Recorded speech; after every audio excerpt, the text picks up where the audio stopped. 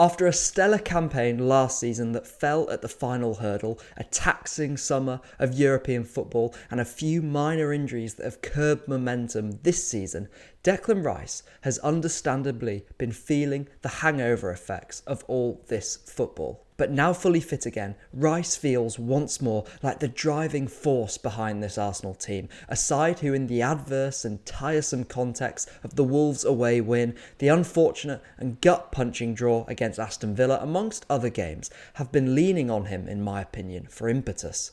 This lighthouse effect, as Mikel Arteta calls it, will form a large part of today's video, alongside understanding what gets the best out of Declan Rice role-wise, the tactical ripple effects of his recent performances, and how to get even more out of him.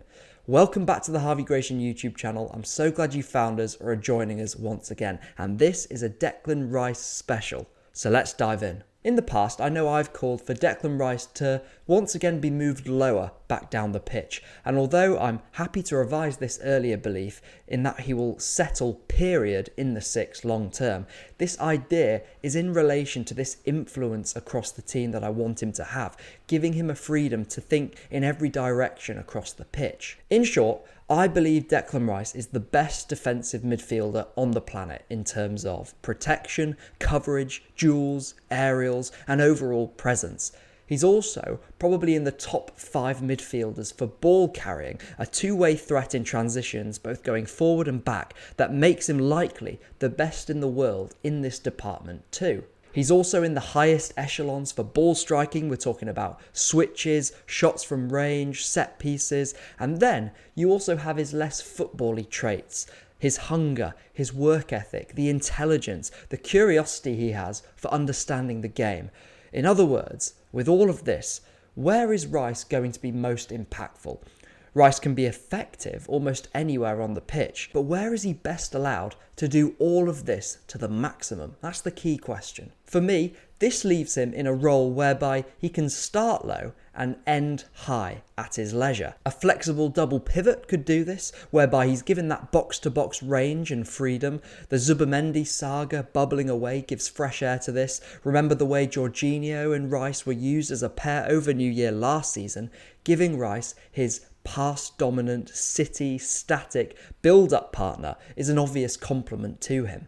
There is also the potential for the furthering of that midfield diamond with Zubimendi, but whether we continue with the left back pinching into left centre mid, pushing the left centre mid to the tip of our diamond, or trying a new variation of the same system is still up in the air. Rice himself has played a lot of minutes at the tip of that diamond recently, which we will analyse in just a moment. But for whichever role he plays, that global influence on the pitch, the ability to start low and finish high, the freedom across zones, all of that is the bottom line for me, enabling Rice to be that lighthouse Arteta called him when he signed. The lighthouse is someone who is a beacon on the pitch, a guide who every player gravitates towards, but also improves others around him. Rice's recent performances really affirm that. He's the guy looking to drive us forward, create out of nothing.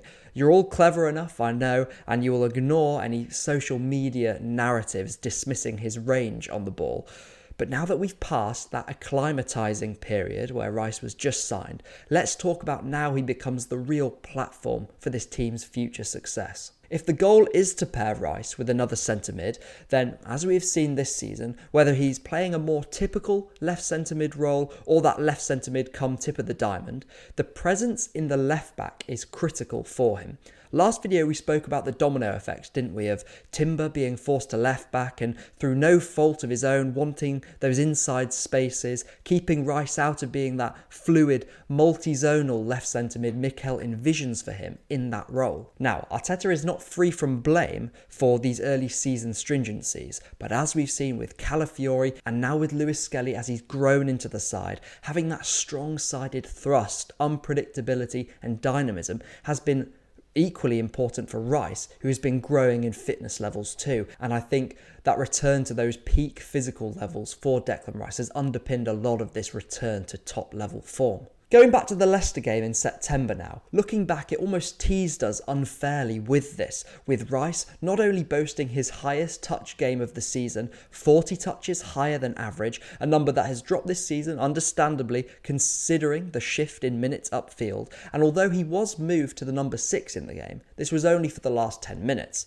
The fluidity in Rice and Calafiori's rotations, how Calafiori's collage of bustle and unpredictability across the zones allowed Rice to not only punch high, but anchor and switch play from deeper, carry us from low to high.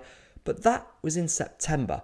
Now, in 2025, Lewis-Skelly has blessed us with his emergence in the wake of our absentees in the fullback position, and although he was correctly deployed safer and lower in a stricter pivot at first, as his legs have grown in power, as well as the diamond returning as a genuine tactical tool, Arteta has afforded Lewis-Skelly a similar freedom to Calafiori, and one that has become an immense foil for Declan Rice. The North London derby was probably the next best usage of Rice in that typical left 8 role.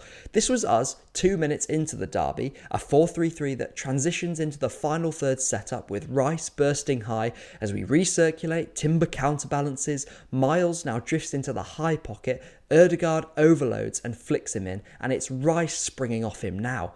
A wavelength between the pair had been opened up, one that now can see Rice express his role also as a mentor for Miles, and one that has a real potency out of possession too. Here, Rice snaps in on Sarr as that fulcrum our left centre mid is in our press, and then tracks Sarr all the way into our half, the same way he clamped down on Kulusevski in the second half, before Lewis-Skelly crunches in on Sarr. It's Rice now that sets Miles off in the carry, who supports Trossard high and wins as the corner that gets the equaliser. This two-way transitional coverage seems really balanced here between the pair, doesn't it? And look, I was the first person to point out after the derby the importance of this balance, because for the Spurs goal, Rice ends up our highest man, Sarr carries the whole of the pitch length against a much more vulnerable, as a result, Arsenal middle. They win the corner that Son indirectly scores from. And straight after the goal, this was the shape that we found ourselves in again. But it's important to note that this was only one occasion, the vulnerabilities exposed by Spurs in transition. Rice's usage on the whole against Spurs, the balance between high and low, was exemplary. In the meantime, we've also seen him back in the number 6 with his influence on the team, and sense that anything potentially generative would come from him being just as pronounced in this position. And this time, instead of creeping on the blind side of opposition pressers that he does in that left centre mid role, receiving, spinning and carrying us forward like this, a dynamic I actually think, on a side note, we can try and create much more often. Here, Rice spills out the side of the diamond shape as Lewis-Skelly compresses, with Doherty lagging behind him. Whereas, when he plays back in the number 6, as he did in the Aston Villa game, his carries start outside and continue into the block, like the run that set up the disallowed winner against Aston Villa.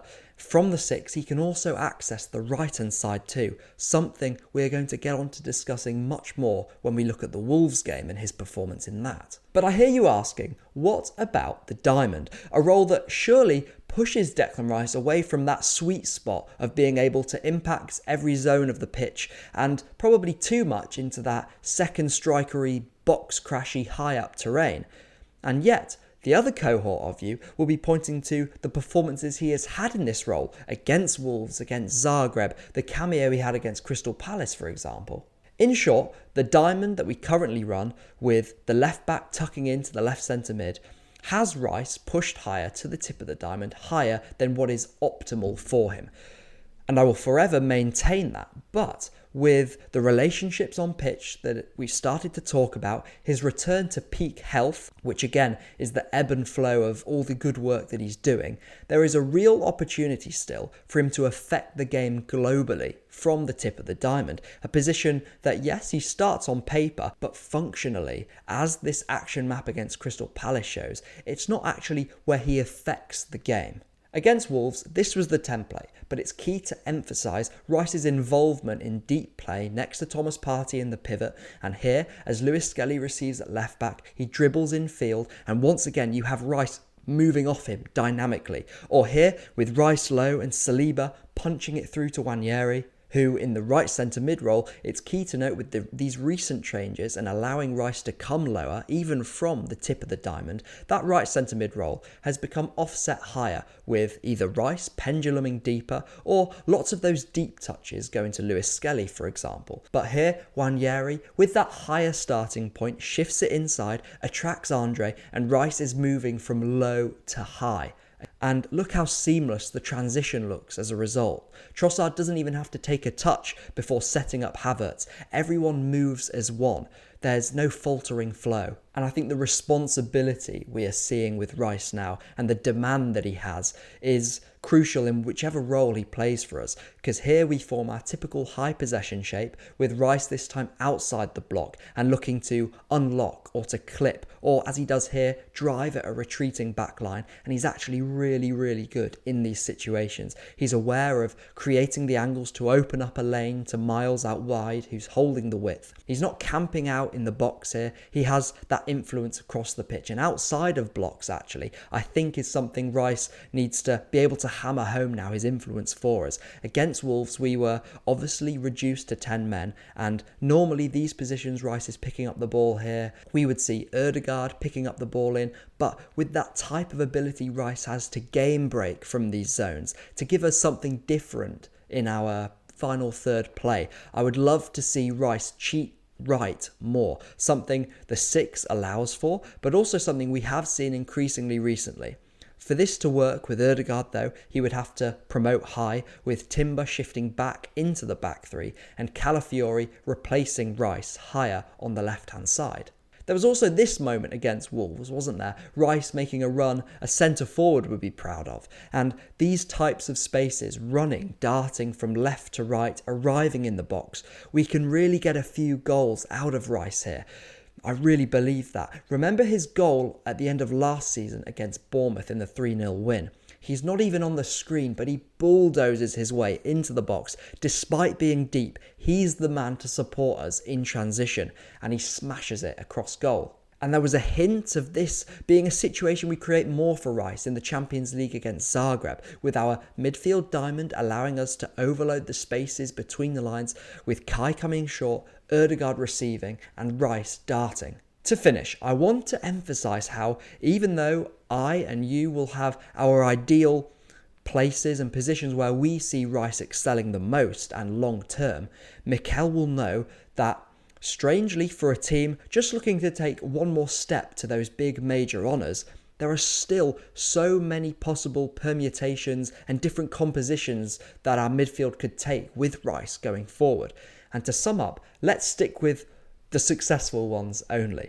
This season alone, we've seen him in the 6, in different midfield setups, and down the line with Lewis-Skelly's midfield conversion. This is really something to think about. We've also seen him in the left centre mid come tip of the diamond, something that could become a left centre mid role closer to his role against Nottingham Forest on the opening day of last season, if our fullback roles are ever tweaked. There's that stricter double pivot that gives Rice a licence to be box and box with your Zubimendi type, as well as the interchangeable left centre mid and left back relationship in that box midfield. Ultimately, there's going to be a flexibility, and that's what we spoke about in the Phase 5 video. But what I do want to be consistent is allowing Rice to have that global impact I keep going back to.